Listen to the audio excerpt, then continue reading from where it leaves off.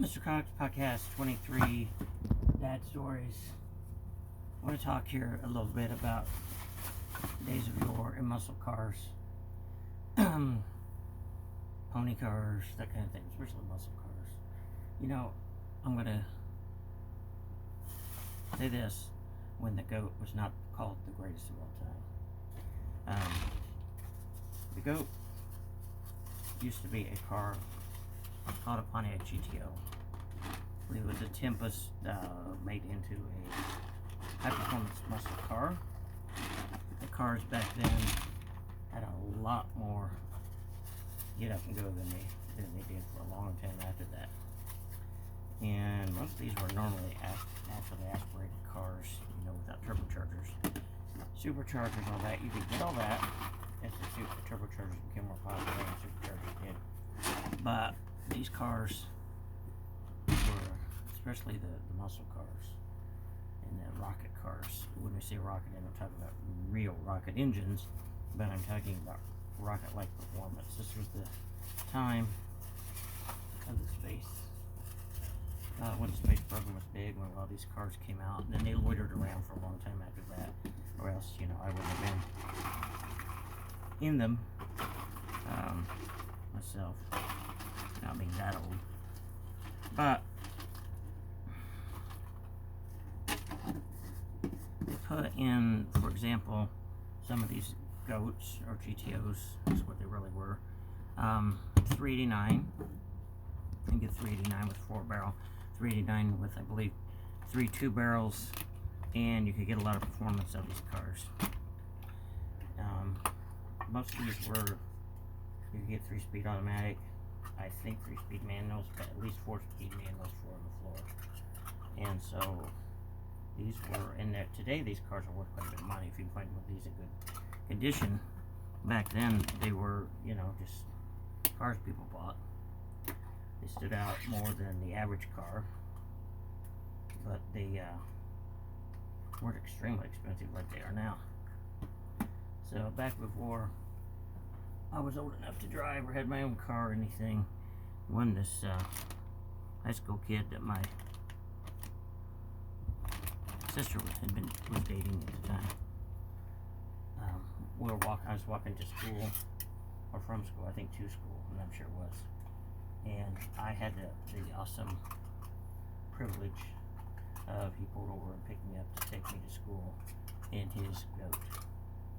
I remember his 4-shifter, 4 on the floor, and acceleration, takeoff. You know, he was completely safe in his driving with me and stuff. You could do some nice takeoff starts. So nice car, really nice car.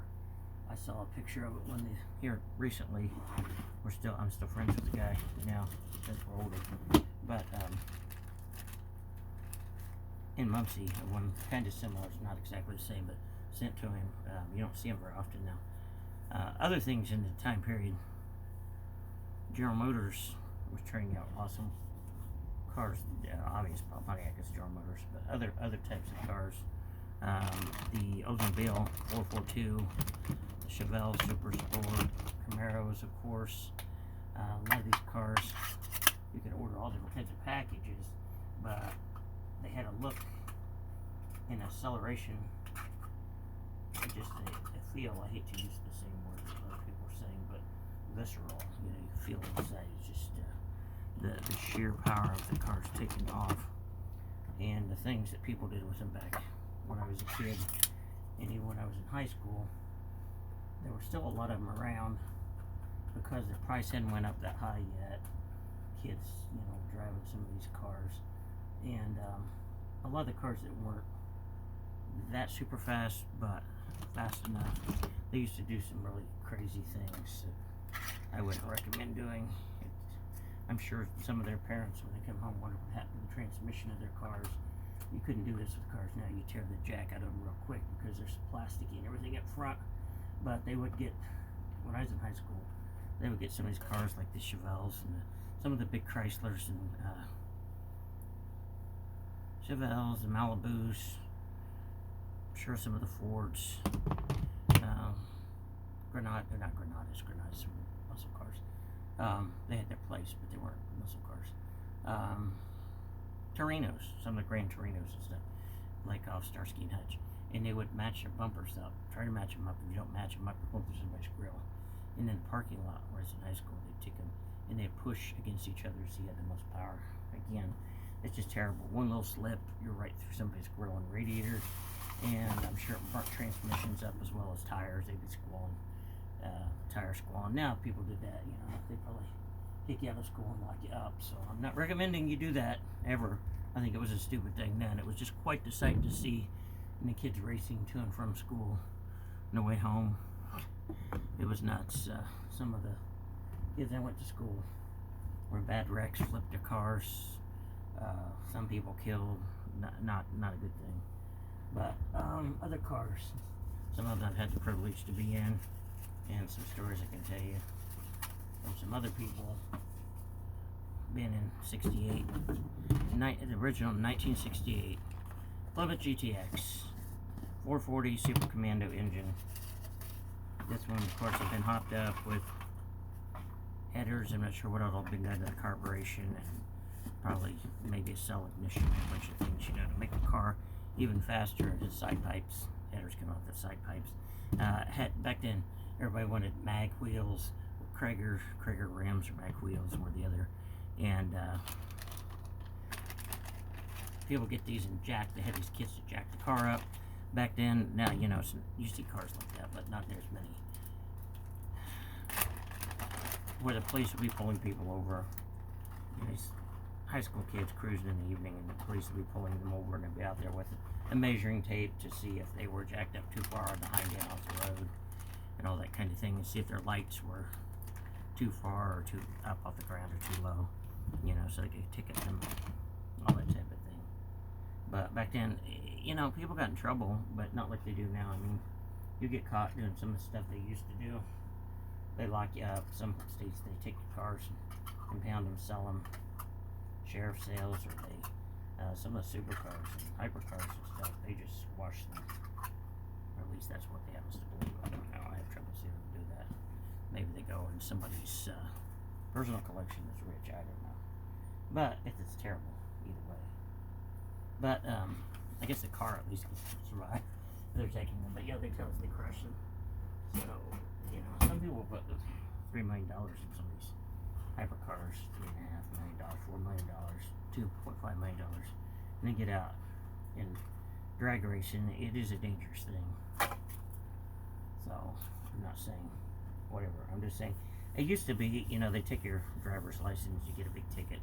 We're engaging in a speed contest, you get like 8 points, and you take all 8 points engaging in a speed contest. They probably give you reckless driving and speeding, how fast you're going over the speed limit. So they take your car, but now they said, like, you're done long term, and you're gonna do some serious jail time. And if you hit somebody, you get a really bad situation. So don't do these kind of things. But back then, people used to run the police and everything else. Again, not recommending that. I'm in support of police and that type of thing. I'm not, But we had people who used to go through town. They have a switch to get at night. They can flip the light off on their license plate. Again, you get in a lot of trouble for that now. And so the police couldn't read it.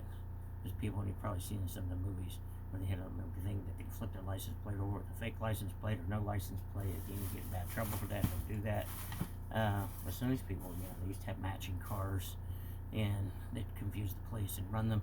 And some of these Mopar high output cars, and a straight out line acceleration and top speed, especially the straight out line acceleration, the police usually couldn't touch it. But the police were getting back then a lot of the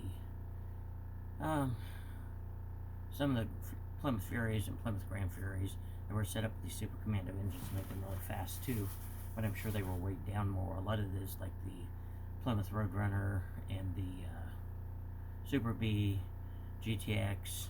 They were starting with a 383 with 3 2-barrel carburetors to 440 with either single 4-barrel, 3 2-barrels, 2 4-barrels, and some of the police interceptor models, some of the high output cars, or 426 Hemi you get with 425 horsepower. It's probably more like 450 horsepower. And there was a time that they underrated the horsepower output, then there was a time they overrated them. So it went back and forth.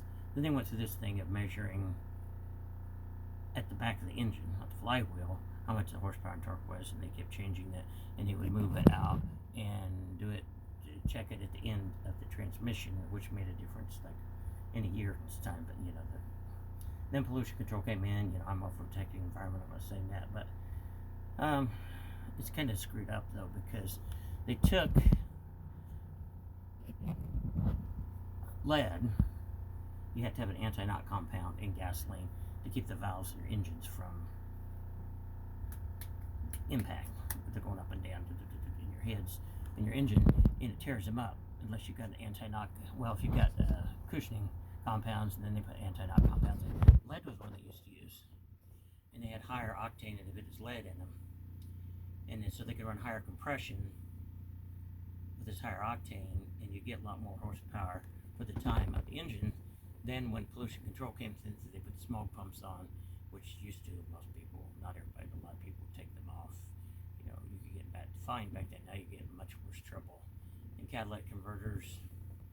The thing about the catalytic converter, it cut down on your amount of carbon emissions, CO2s, with carbon dioxide and carbon monoxide, CO, that type of thing. But they actually increased nitrogen oxides and sulfur oxides, which cause acid rain. So it was a trade-off. It's screwed up. They need something better. The best bet, and I've said this all along, they still say, of course, we're doing electric now, but hydrogen. If you go to hydrogen, you get, you're putting hydrogen and oxygen together, you get more horsepower than ever. So you could even make smaller 4-cylinders if you wanted to, and pump that hydrogen and oxygen there and get, output like you might get from a V6 or V8. If you wanted to go that way, or you could have super high performance V8s if you want that, or V12s. Then you hydrogen, and you're taking, how do you get it? You break it down from seawater through electrolysis. It breaks it down to hydrogen and oxygen. Then you pump in, you forced air them, pressurized gas cylinders. And they get different ways of doing it. There's hydrogen cell technology too to change a lot of that. But you get water. Water comes out of the tailpipe. No pollution, no carbon emissions, no nitrogen oxide, no sulfur oxides, none of that, just water. And the water can evaporate and go in there, and then you can recycle because it gets in the rain cycle, water cycle, goes back in the ocean, you pour more of it out, use electrolysis to do it. It's a sustaining, you talk about sustainability, and you get more horsepower, and it's just crazy. And by the way, you can make special engines for that. You don't even have to do that. All you have to do is change your carburetor on the old ones, or your form of fuel injection, make some adjustments and changes in that, and you can use hydrogen fuel. So I'll go back to this muscle cars. Been in some of this 1968 GTXs. They take off, and you literally, it would pelt you the seat, and you couldn't get up for quite some time. Same thing with. I was in a 1970 Firebird. Some people might not think of this being that fast, but they had versions of those that had 360 to 370 horsepower in a car that wasn't that heavy, and people would put headers and side pipes on them, maybe different carburation, and you could get them with dual ram air, and they produce, you could get more horsepower than that. Some of those were some of the fastest cars around there for a while that when people that did road racing couldn't beat them. But again, they just rip your head back and into the seat, and you go, until the car can go fast enough for somebody to let off the accelerator. So, nothing like you've seen now. Now, I've been in some newer cars. I'm sure if you're in a new Ferrari, Lamborghini, if you get into rolling with the people that's got millions of dollars to spend on cars, it's a different story. You can get pelleted to the seat and stuck back. They used to have, I never got the privilege of being in one, but AC 427 Cobra Specialist Super Snake. They used to say you could take a $20 bill, stick it on, they used to tape the dash, and then tell somebody that if they could reach up and pull it off, they could have it. You could take it, but when you took off so fast, there's no way the person could pull themselves right from the seat to get it, because these had originally 427 Cobra engines in them, in a light little fiberglass body car or aluminum body car. I think the remix were fiberglass. And those were taken from a British, not particularly fast AC car, and with these engines and things put in them from Ford. acceleration was phenomenal. Some of these cars only do, well, I only, but that time that was extremely fast. It is fast anytime, 150 mile an hour. Some of them rated up to maybe 180, but just crazy quick. And you know, I could go down talk car after car after car, but I've been in, I think some of the new Dodge Challengers. One of my friend has got a shaker air cleaner on it, and the smaller Hemi, I think it's a 348. I think it's 348 or 368 for the bigger one. And they make 392s. These make 426. I forget to mention, used to back in the 60s, I think in early 70s, you could order something called a Hemi crate engine. You could get GM crate engines too, but these are special racing engines that come in a crate, and you could take them out and put them in, exchange them for the normal engine that came in them. And instead of getting 428, 450 horsepower for Hemi, 426 Hemi, you could get 686, 688 horsepower, something like that. I mean, these are racing engines. They were fast. Her shifters were big back then. They put the 4-speed in with the her shifter. If you get a Borg Warner 5-speed, you might not have a quick takeoff on as you did with the automatic. You get 3-speed torque flight automatic. Those are really good for racing from stoplight to stoplight. Again, not promoting that. It's just what they did back then. And if you get your Borg Warner 5-speed, both those transmissions, a lot of them made Muncie 4-speed, Muncie, Indiana, and Borg Warner's 5-speed, and made other places too, but they shut all that down and went to other countries, and those communities don't have as many good jobs anymore. But well, that's where some of these parts mostly came out of the Midwest: Michigan, Indiana, Ohio, Illinois. I'm sure there's lots of other places around, but your muscle cars and your general cars. So anyway, saying I've been in a Challenger with a 348 Hemi. It'll still stick you to the seat pretty good on acceleration. Not quite like some of these old big bad B-body cars, and was never in one of them, but I had friends that had like 1970, 1972 Cudas. They put 426 Hemis in some of those. Nothing like the back of those. They're weighed up like this. Real stylish and look fast.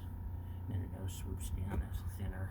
They're really cool looking cars. So again, when I grew up, there was a lot of those around because there were still people that had them at the time period that I was growing up, even though I wasn't there when they first came out, going to school.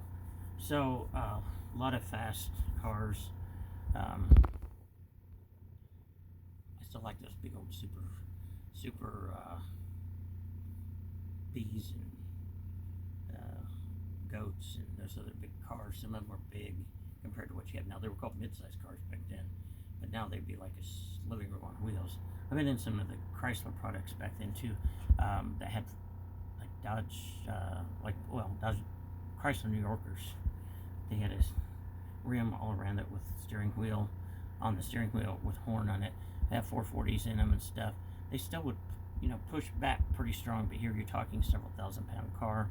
The back seat of some of these, including some of the Newports that I was in, some of the late 60s, early 70s Newports, especially as a teenager, when you're a little 100-pound kid, skinny little kids, you could easily put, and we had it before we used to go roller skating and stuff, we put 4 or 5 teenagers before they got on the seatbelt laws, in the back seat, and probably 3 in the front seat. You could probably get 3 or 4 easily up there. And some of these big Chryslers, some of the big GMs were away, but I remember some of the Chrysler. It seemed like that back seat was forever long. I could get in there, stretch my legs all the way out, not touch the front seat from the back. And the front seat wasn't like scooted up, it was normal position. And then they push the accelerator down, poof, just even with a carload of kids, that car would push into the seat pretty good. The engine, these big engines, even if it was a 383, they were good, powerful cars. And I know people like getting hit in the doors with those, like a 70-mile-an-hour impact. I'm sure it wasn't the norm, but living through it, because those doors were thick, and they curved down and they had thick. I didn't have all the safeties that we've got now. Anti-lock brakes, so I appreciate those. They've kept me from a lot of bad wrecks. Didn't have airbags, didn't have 4 seatbelt laws and the new seatbelts and all those kind of things, but you had a lot of steel around you, a lot of steel, and so the cars could take quite a bit of impact, and the cars were fast and quick. So that's all I'll say about tonight's just muscle car. I could go on, long things. Oh, I was going to tell this one story about these one people. I know these people was one time in one of these late 60s Mopars, big bad big body cars, 440, taken out from town, about a 68 to 70 Corvette. They put some of those had LE88 454s in them, some had the 427s. If you get the special models, you could get the aluminum block 427s. Back then, they had trouble with aluminum blocks lasting very long. Now they kind of made alloys, and they last. But they were really light and really fast. So this dude would say, and next thing you know, everybody in the car is just stuck to the seats. Can't get up. So you look up, about 110 mile an hour, they said. 110, 115, then there's horrible shaking, horrible noise. 440 through a rod. It was just about ready to overtake that fast Corvette. They said the engine blew. It was a sad state of affairs. The Corvette pulled off. I like Corvettes too. The Corvette pulled off. Yellow Corvette, from what they say. 68, 270, right in that range. This Corvette Stingray is like a shark. There were some versions they called a Mako shark. A lot of stories, I know people. This is I'm not safe, but a kid I used to grow up with. He was older than me, but was going like 110 miles around our local thing. It was called Dead Man's Curve. Police clocked him 110 or 15 going in. There used to be trees where I hit one of those. He was drunk and high. Totaled his car. He was in the hospital for months on life support. He finally got out. He had family praying for him and doing everything to support him. And his churches and everything. He got out. He was messed up for a long time. But, there were a lot of bad things. That's what I'm saying. A lot of bad wrecks and a lot of terrible things, even with all that big metal. So I'm not recommending it. What you really need to do is get these kind of cars if you've got the money for them. Take them to the drag strip. Take them to the racetrack. Have all your safeties. Do everything legally and correct. And they're awesome. Catch you in the next video. Mr. Cox.